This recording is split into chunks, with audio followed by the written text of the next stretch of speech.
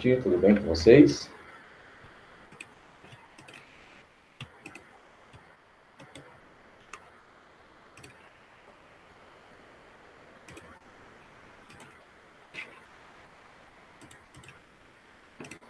Como é que vocês estão? Não mudou muita coisa, né? Da primeira aula para cá.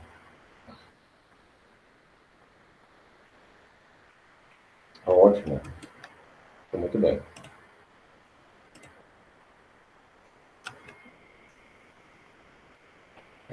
Bom, nós estávamos vendo o seguinte, a história, né? Já para vocês irem abrindo o livro, na página 182, tá bom? Página 182. Nós notamos o seguinte, nas nossas últimas aulas de história, que depois, né, do achamento das terras do Brasil, a gente viu que o processo de colonização não se deu oficialmente de uma maneira imediata, tá? A gente vai corrigir as atividades da 179 até a 181, tá bem? Só dando aquela contextualizada.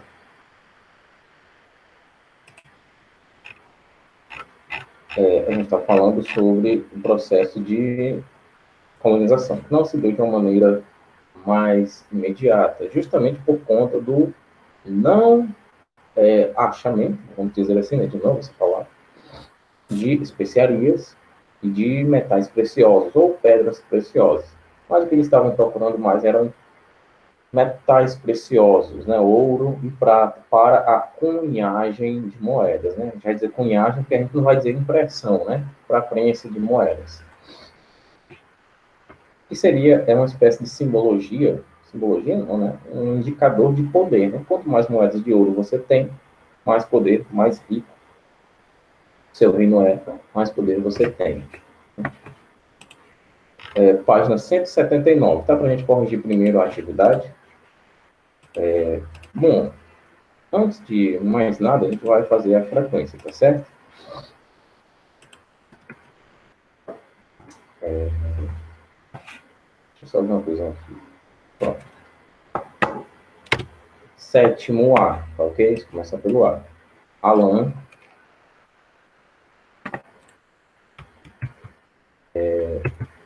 Ana Cibele.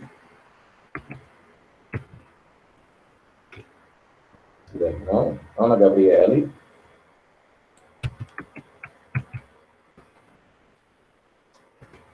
Antônio Wesley. Ariellen. Wigner Fernandes.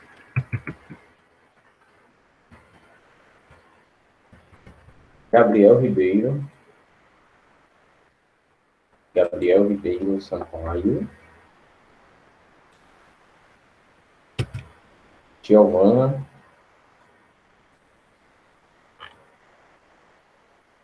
Giovana, não. Isabela Evelyn. Isabela não se encontra. João Mariano. João Mariano, estou vendo ele ali. Rogério Filho. Júlia Nobre. Lara Isabelle. Tá certo, Mariana.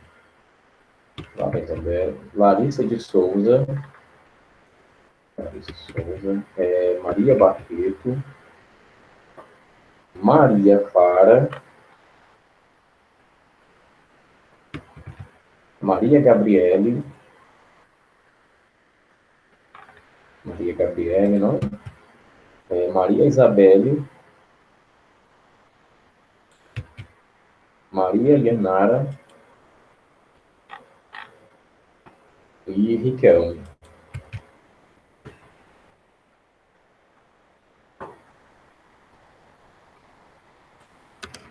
Agora no B. Adriele. Ana Beatriz de Oliveira. Ana Beatriz Rodrigues. Ana Cecília, Cecilião, Geislânia,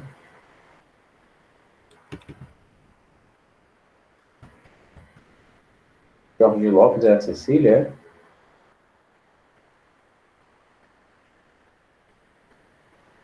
Tá. Patrícia, peraí, Bernadette, Diego, Diego Murilo, cadê ele? Tá, ele não respondeu, mas vou colocar aqui. Laís Maria, Pablo, Raikkonen, Raíssa, Walter, esses eu sei que estão.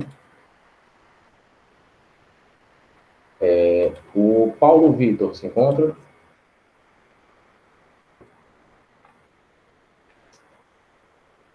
Estou aqui. Paulo Vitor não se encontra. Pronto, então vamos deixar em branco aqui, caso ele apareça até o final da aula.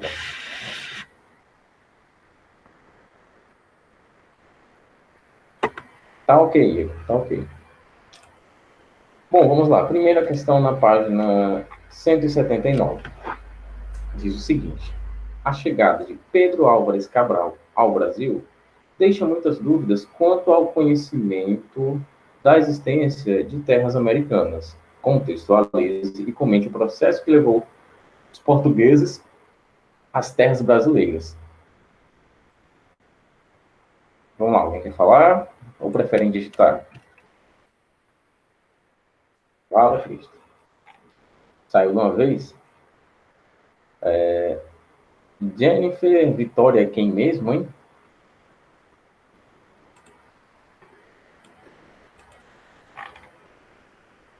Pronto. Ali, aí seriam vários nomes para lembrar, né? Agora deixa eu ver aqui a resposta da Raíssa.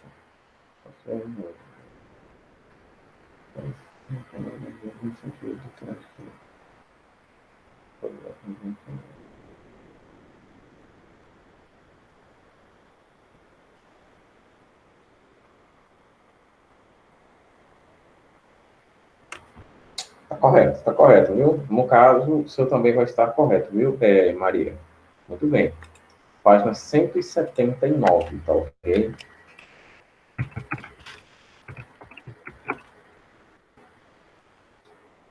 Se dá certo.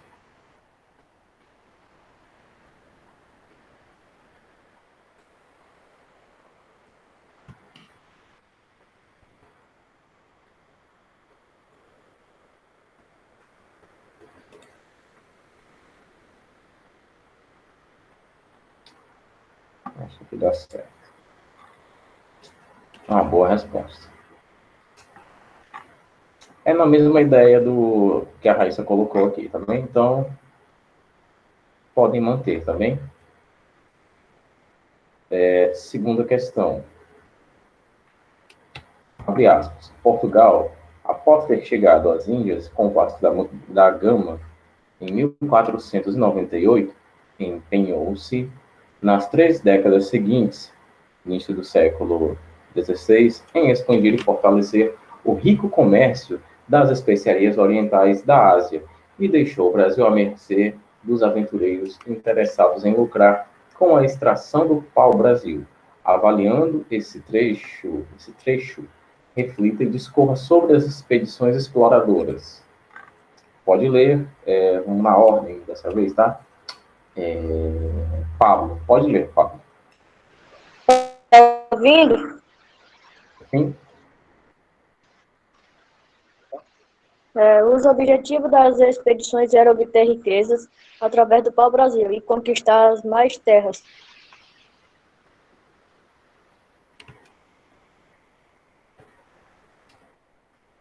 A gente pode entender que sim, tá bem resumido, né?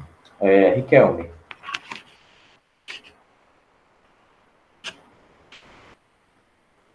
Riquelme.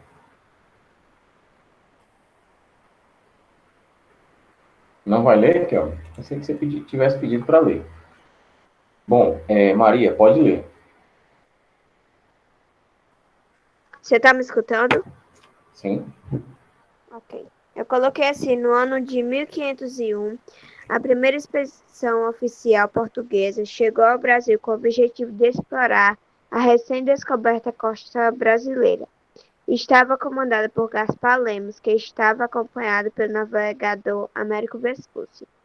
Nessa expedição, também seriam nomeados os acidentes geográficos e elaborado um mapa litoral brasileiro. Tá ok. Tá bem detalhado, viu? Colocou a mesma coisa, Reis? Pronto, pois ficou ótimo, viu? Deixa eu colocar aqui uma resposta que em detalhes tem o mesmo aporte.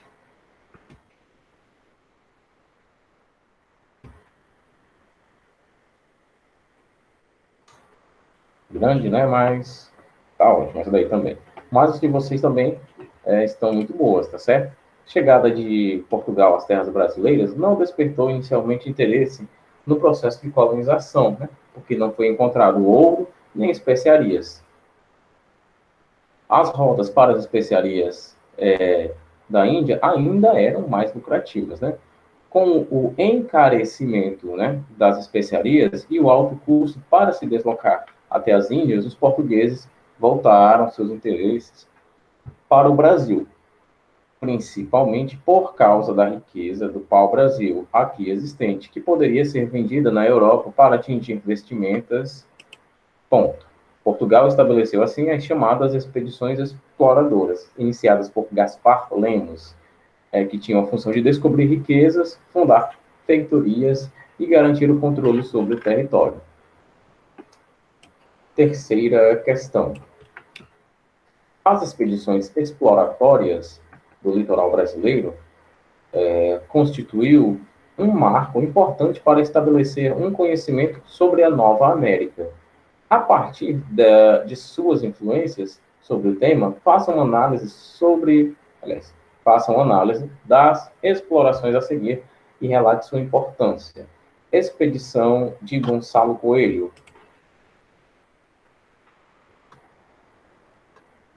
Você fez essa ou Raíssa? Terceira questão. Olha aí, cada vez que eu vou perguntar, não estava digitando.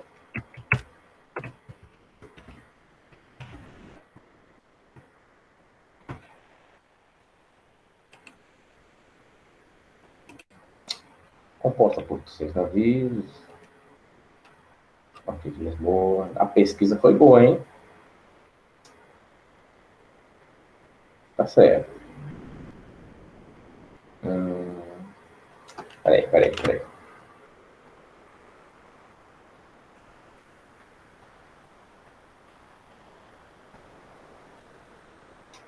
Tá ótimo, tá maravilhoso, viu?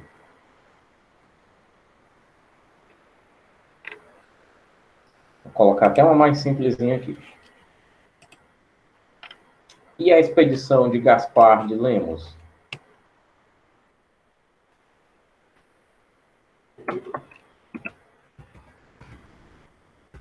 B.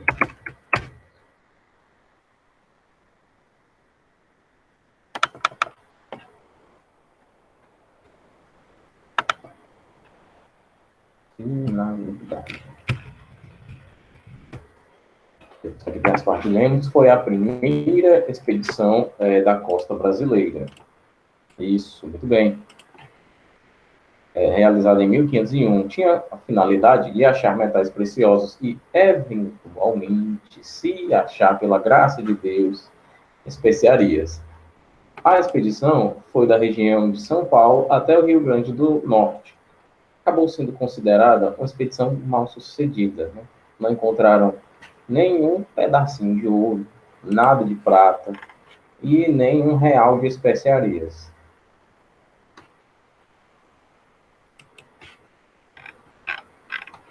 E a terceira, né? Letra C, exploração de Martim Afonso de Souza.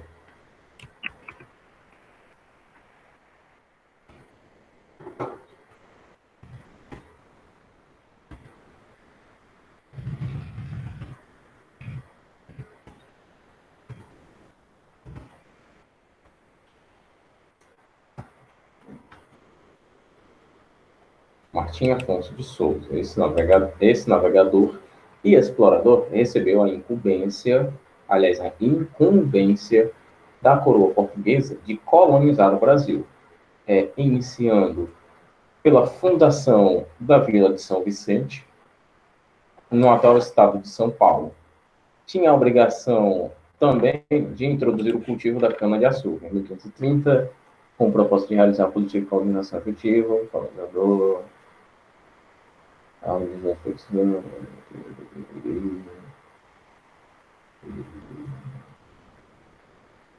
muito bom, muito bom. A turma é demais. Já dá para fazer uma prova, deixa eu ver quando é, amanhã. Vou fazer uma prova com vocês. Todo mundo afiado. Quarta questão.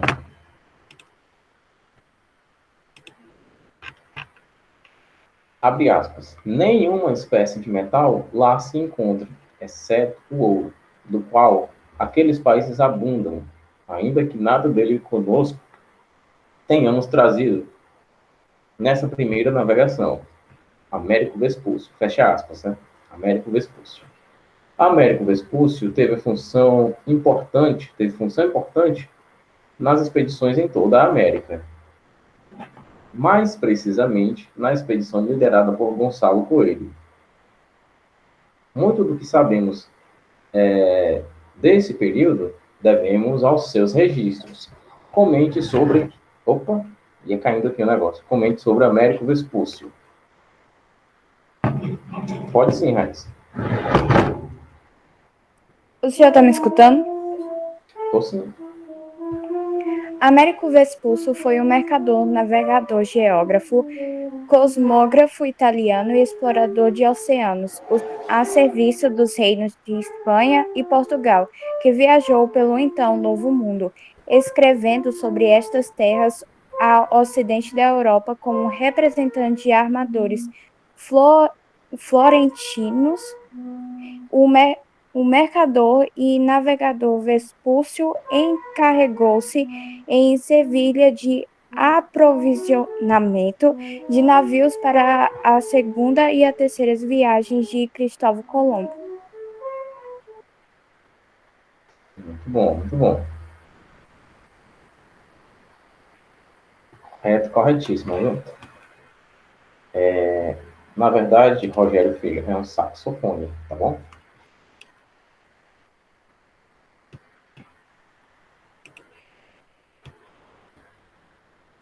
Quarta questão. Não? Ah, ótimo, viu, Reis? Deixa eu apagar esse negócio aqui, não vai dar certo. Coisa mais chata do Meet, eu vou falar, não é nem ele expulsar a gente, não. Ele tem um limite de caracteres muito pequeno.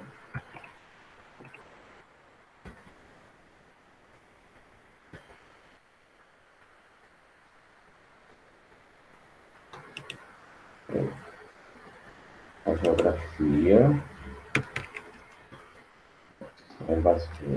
Indígenas.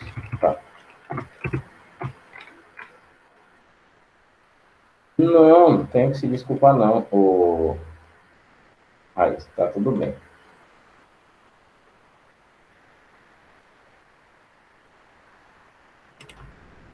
Tá? Também sou músico, eu sei como é. Tem que ver que a gente está num desejo de tocar o seu instrumento.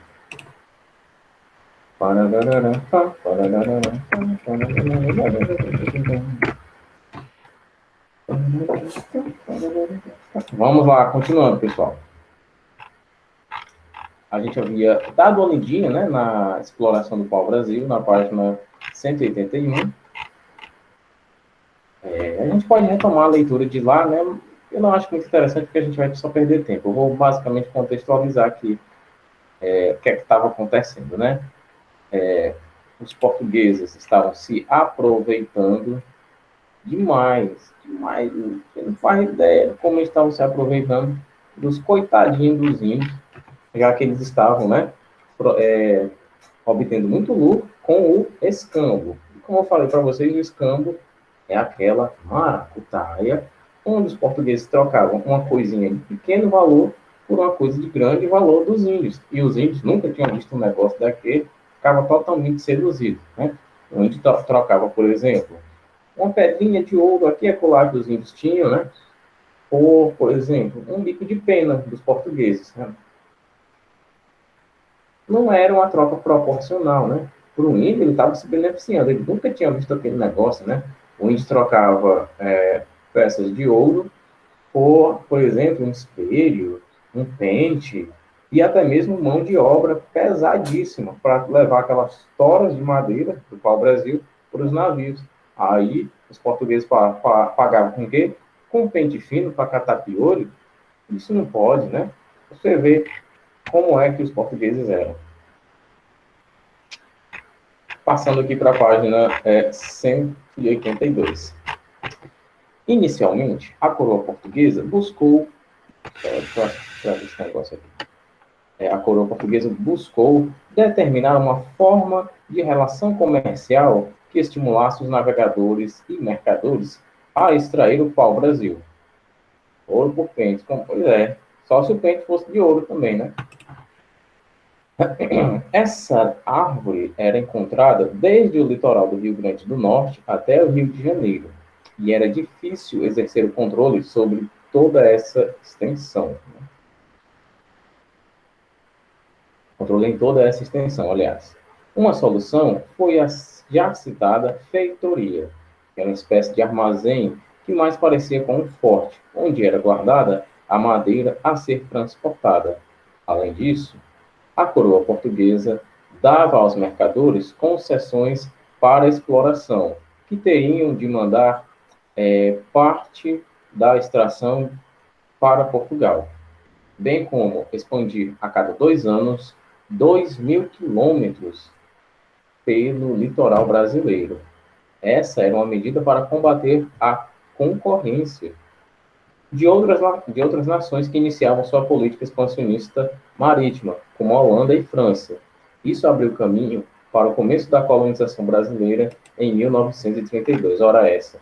Então, quer dizer que, além dos portugueses terem invadido aqui, tá aí, tomando as riquezas do solo brasileiro, ainda tinha mais gente, holandeses e franceses, todo mundo metendo as garras nas riquezas naturais, belíssimas dessa terra.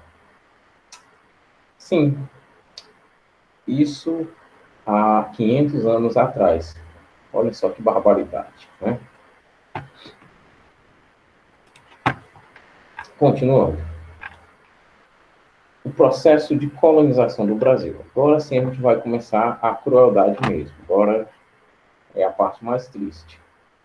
O capitalismo do século XV, até meados do século XVIII, guardava traços feudais e partia da ideia de que o fator gerador de riquezas era o comércio, e não o trabalho humano, ficando conhecido como capitalismo comercial. A burguesia comercial acumulou capital, expandiu-se para fora da Europa, ampliou os mercados consumidores e fornecedores, cresceu quantitativamente e acumulou forças para tomar o poder político das mãos da nobreza.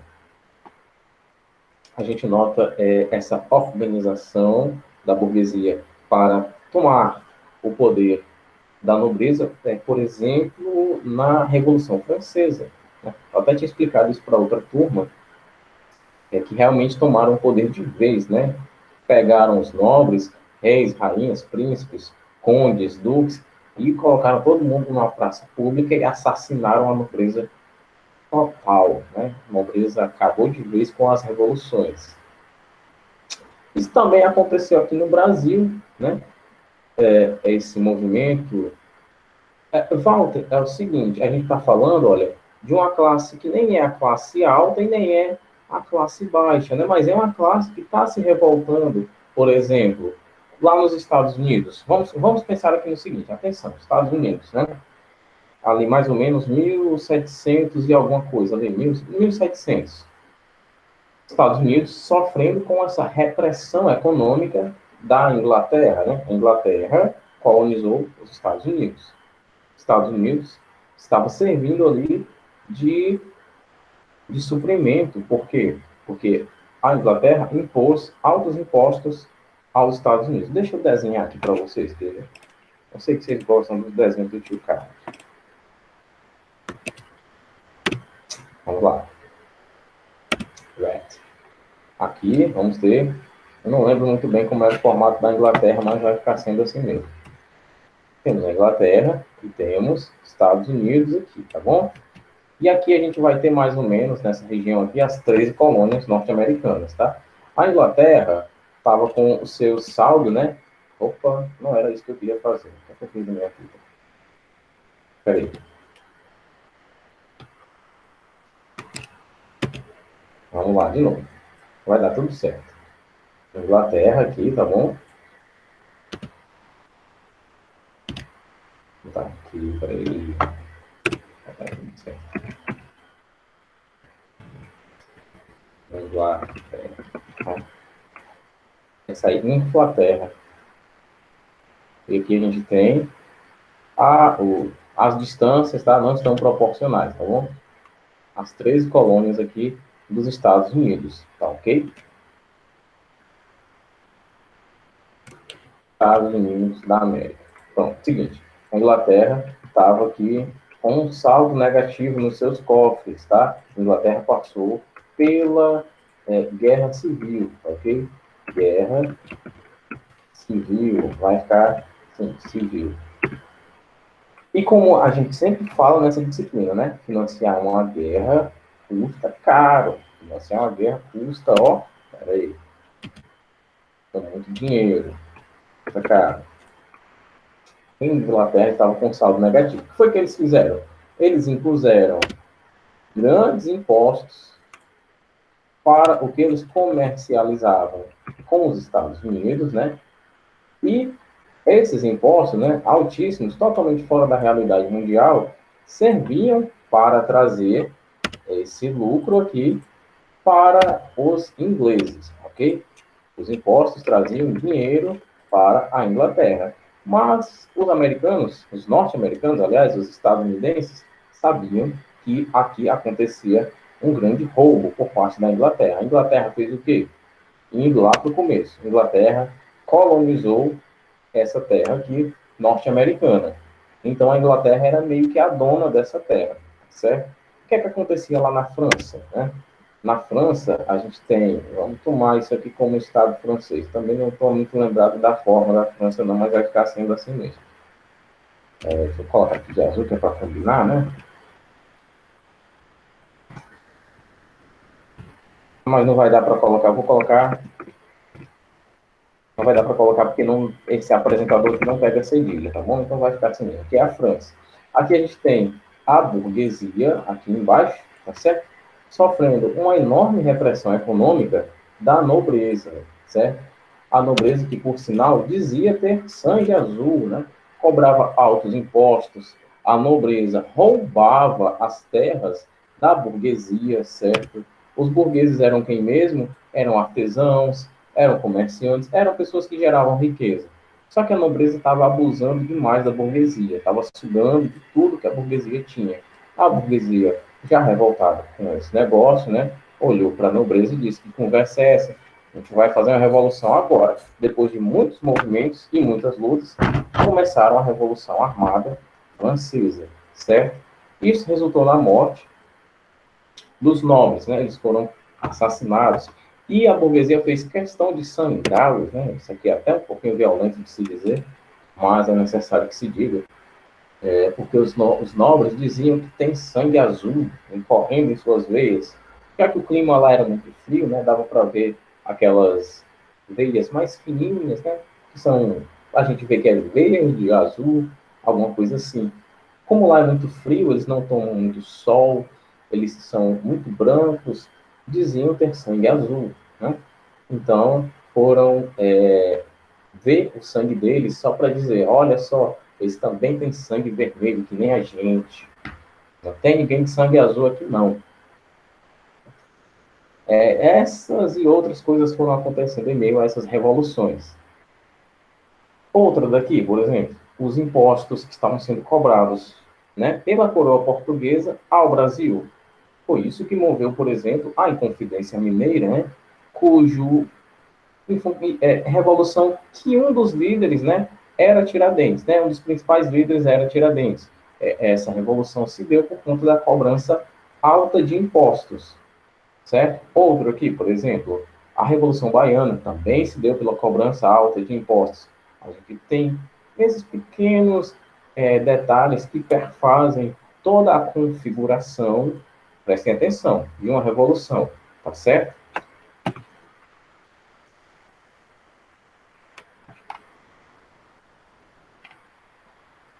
Vamos continuar aqui, tá ok? E aqui a gente parou. Aqui. Segundo parágrafo. O colonialismo se encontra inserido nesse contexto com o fim de acelerar a acumulação inicial de capital. E as colônias existiram em função tão somente disso. Essa política, que orientou os principais países europeus da época, foi conhecida como mercantilismo. A gente já viu isso até, né? A economia colonial complementava, a economia colonial, isso mesmo, complementava a do país dominador, ou metrópole, que proibia sua colônia de negociar diretamente com outros países, gerando um comércio exclusivo, colônia e metrópole, que ficou conhecido por sistema colonial. Vamos entender aqui o seguinte, ó. Só para explicar aqui esse parágrafo aqui, vamos lá. Aqui e aqui, pronto. O tamanho desse trem, vamos lá. Eu tenho aqui o país, tá certo? Esse país aqui é a metrópole, tá certo? Por que que é a metrópole, professor? Porque esse país aqui vai colonizar esse outro país aqui, tá certo? Esse país aqui vai ser a colônia, tá certo? As relações comerciais desse país aqui, a colônia, vão ser exclusivamente com esse país aqui, metrópole. Então, eu vou dizer o seguinte: você, colônia, vai me vender seus produtos, mas eu vou comprar a um preço barato. Então, eles vendem os produtos, né, a um precinho bem barato, mas a metrópole diz: você está precisando desses produtos aqui, está precisando de arroz? Eu te vendo, mas ó, vou te vender a um preço caro, e você só pode comercializar comigo. Então, das duas maneiras, a gente nota, né, dessas duas maneiras, a gente nota que a metrópole ganha bastante, ela sempre sai ganhando, né? Então, é como se a economia da colônia fosse, né, uma economia de base da metrópole, porque a metrópole sempre se aproveita, né? Falando aqui de, por exemplo, o exemplo que eu usei, Inglaterra, metrópole, tinha sua economia, né? Uma das principais partes, uma das principais engrenagens da economia da Inglaterra eram os Estados Unidos, certo?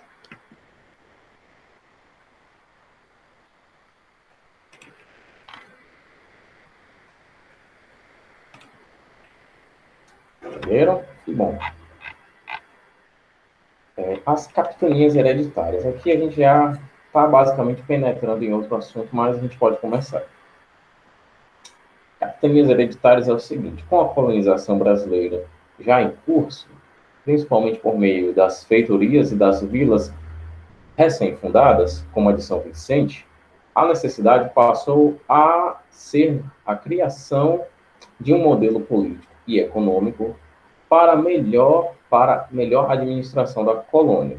Nesse sentido, a coroa portuguesa criou as capitanias hereditárias em 1534, apenas 2 anos depois, né, do processo de colonização ter iniciado oficialmente. O sistema consistia no seguinte: a doação de lotes de terras aos colonizadores, usando como base o Tratado de Tordesilhas. Existiram 15 capitanias hereditárias, com destaque para Pernambuco e São Vicente, devido à sua grande produção de cana-de-açúcar. Agora a gente vai notar aqui uma questão aqui bem curiosa, pessoal. falar aqui para vocês, né? Vou aproveitar essa conversa aqui para a gente encerrar a aula, né? Isso aqui vai penetrar história, geografia, geopolítica e economia. Seguinte, a gente tem no Brasil algumas pessoas que detêm, né, grandes porções de terra, certo? Vamos parar para pensar nisso aqui, olha. Preste atenção nessa página. Se você não entendeu, aqui a questão é a seguinte, olha.